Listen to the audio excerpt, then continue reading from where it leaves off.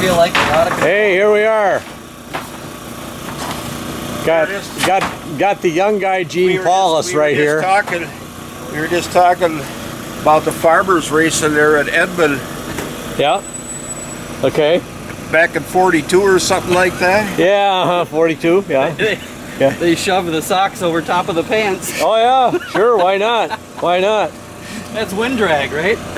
Yeah. Well, Pearl still does that. Does he? Oh yeah, he's got the white socks, pulls them clear up almost to his knees. That's cool, man. Yeah.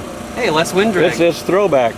And we got Boone Rule here. Oh no, you're videoing? Yeah, I'm videoing, man, whether you want to or not. Yeah, no kidding, huh? You know, and Gene's been around forever, and has a shop. 59, 60. Yeah.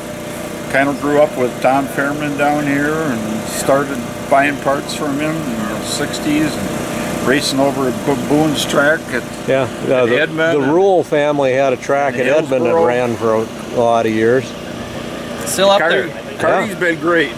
Sitting up there with all the cow poop on it. Cow pies, I sweep her off once in a while and try to go like hell, but the cows chase me. You gotta watch out, they're a object that don't move. Yeah, that's right. Then Gene went in and did a lot of enduro racing too. Yeah, I started doing that in '72. Went to Michigan International, and I don't know if Terry Ives is here today, but he'll be here.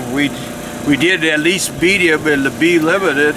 The only reason we beat him is because he didn't stop his engine when he refueled the Kart.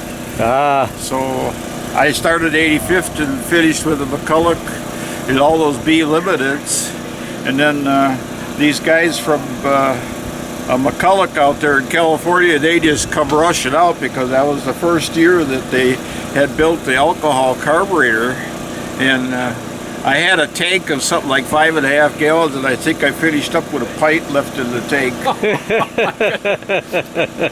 Goes fast. Yeah. He had his. That was the first year we did the enduro. His sippy cup tank was doing more than sipping. He was glugging.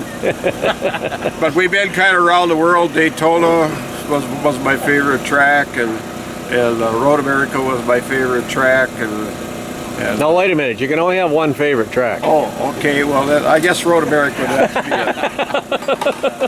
be it. We raced there, and then Blackhawk Farms, and Mid-Ohio, and even went to Watkins Glen. I didn't like Watkins Glen because of the steel railing real close to the track. I thought if I left the track, it was going to be really a disastrous accident. Yeah.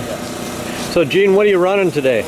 Today I'm running the two Yamaha classes. Okay. I'm going to run the piston port, which is class 16, and then up there I have the new class, which is the stock spec class. Yamaha class with the spec pipe.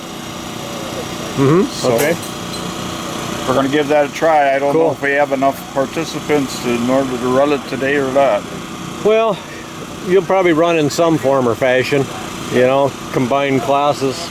Run behind maybe some of those Macs that are really fast. Yeah, you never know.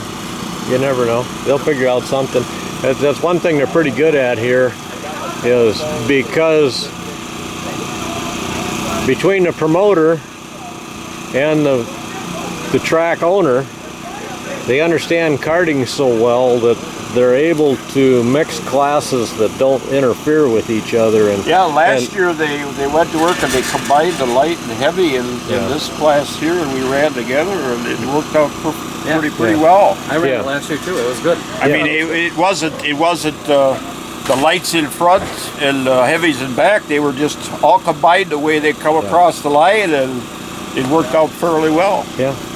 Some of the tracks you go to, the promoter or the group that's working, you know, maybe even the grid person, you know, they don't always understand exactly the speed of the karts and what all the different classes are. And if you grid more than one class together, you don't ever want the slow karts in front. You want the faster karts in front so nobody's trying to run over anybody else.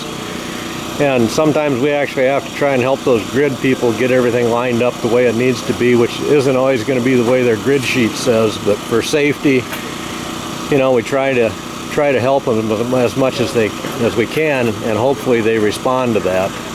And most of them do. They're usually good. Yep.